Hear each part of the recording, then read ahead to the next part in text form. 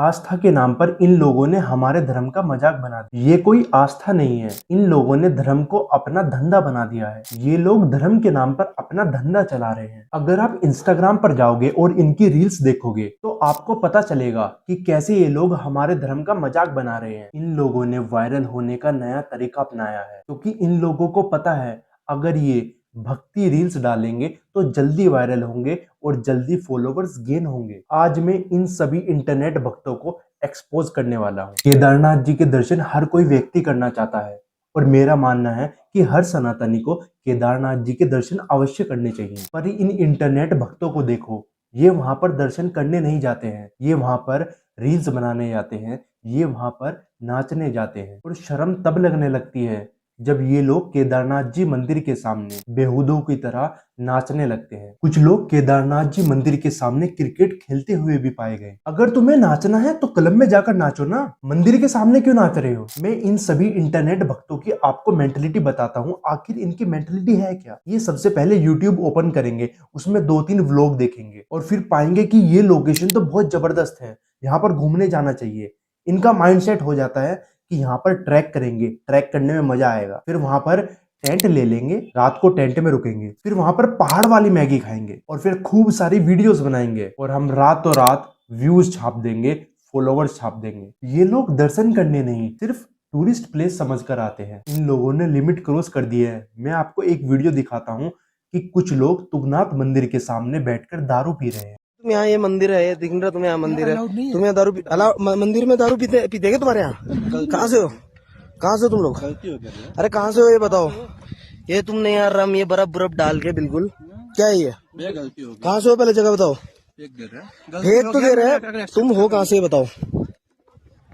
अब मैं आपको एक इन्फ्लुएंसर से मिलाता हूँ। ये है तन्नू रावत। ज्यादातर लोग इनको जानते होंगे। इनके भी 2 चेहरे हैं। एक तरफ तो ये टीका लगाकर धार्मिक रील्स पोस्ट करती हैं, धार्मिक गानों पर डांस करते हुए, क्योंकि उस समय इन्हें वायरल होने की आवश्यकता होती है, क्योंकि उस समय उन्हें व्यूज की चिंता होती है, क्योंकि इन्हें पता है अगर भक्ति रील्स डालेंगे तो जल्दी वायरल हो जाएंगे। और जैसे ही ये वायरल हो जाती हैं तो अपने असली चेहरे पर आ जाती है। तो आप इस वीडियो में देख ही सकते हैं कि ये तन्नू रावत फिर कैसे कपड़े पहनने शुरू कर देती है। एक तरफ तो धर्म का चोला पहनती हैं वायरल होने के लिए, और दूसरी तरफ आप लोग देख ही सकते हैं। अब आप इनसे मिलिए। इनका नाम है तानिया मित्तल।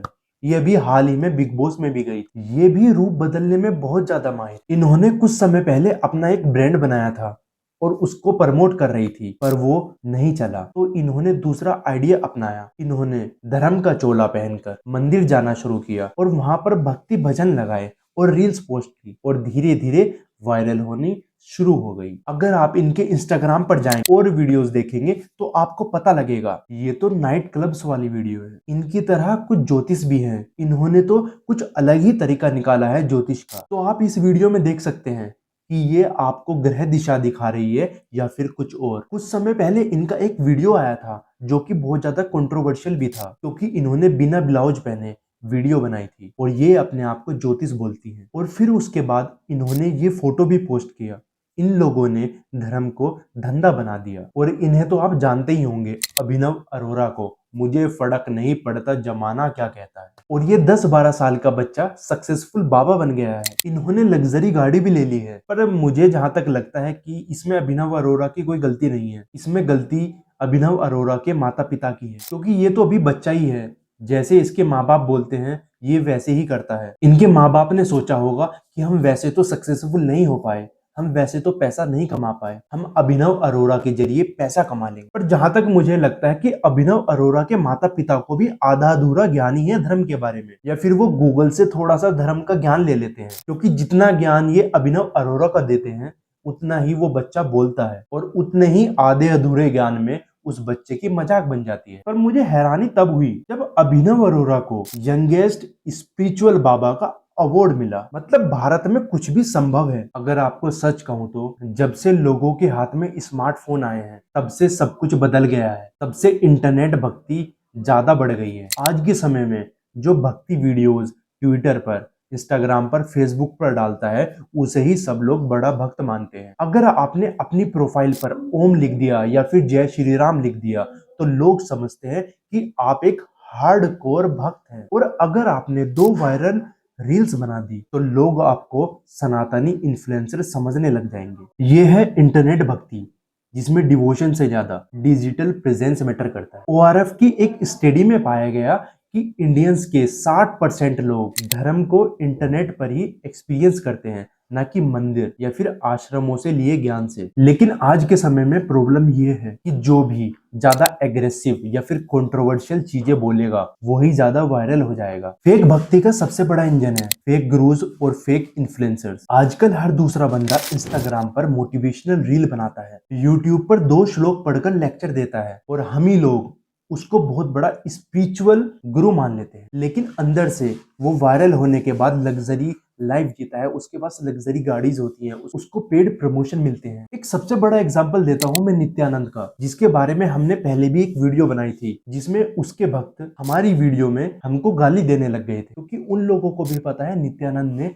बहुत ज्यादा गलत किया था। उसके ऊपर इंडिया में केसेस चल रहे हैं। ये अपने आप को लिविंग गॉड मानता है, जिसके ऊपर रेप और फ्रॉड के चार्जेस लगे हुए हैं। और ये सोशल मीडिया पर बहुत ज्यादा वायरल था। इतना सब होने के बाद भी इसके पास लाखों फॉलोवर्स, और अगर कोई इसके खिलाफ बोल दे तो उसके फॉलोवर्स आपको गाली देने लग जाएंगे, क्योंकि इंटरनेट भक्ति ने आपको ब्लाइंड फॉलोवर्स बना दिया है। फेक गुरुज एक नया फॉर्मूला यूज करते हैं, रिलीजन, मार्केटिंग और कंट्रोवर्सी। इन तीनों चीजों को मिलाकर ये एक प्रॉफिटेबल एम्पायर खड़ा कर देते हैं। सोशल मीडिया पर जो अपने धर्म के लिए ज्यादा एग्रेसिव है उसे लोग ज्यादा बड़ा धर्मात्मा मानते हैं। आपने देखा होगा ट्विटर पर गाली गलौज पर हर डिबेट खत्म होती है, यूट्यूब पर एक दूसरों के धर्मों को गाली दी जाती है। फेक भक्ति ने अपने ही धर्म के अंदर 2 तरह के लोग पैदा कर दिए हैं। वे एक दूसरे को बोलते हैं कि तुम नकली सनातनी हो, मैं असली हूँ। अब सवाल है कि असली भक्ति है क्या? असली भक्ति एक ऐसी चीज होती है जिसमें शांति होती है, जिसमें कोई भी हेट नहीं होता, जिसमें कोई भी दिखावा नहीं होता, वो मन की शांति होती है। असली भक्ति एक ऐसी रोशनी होती है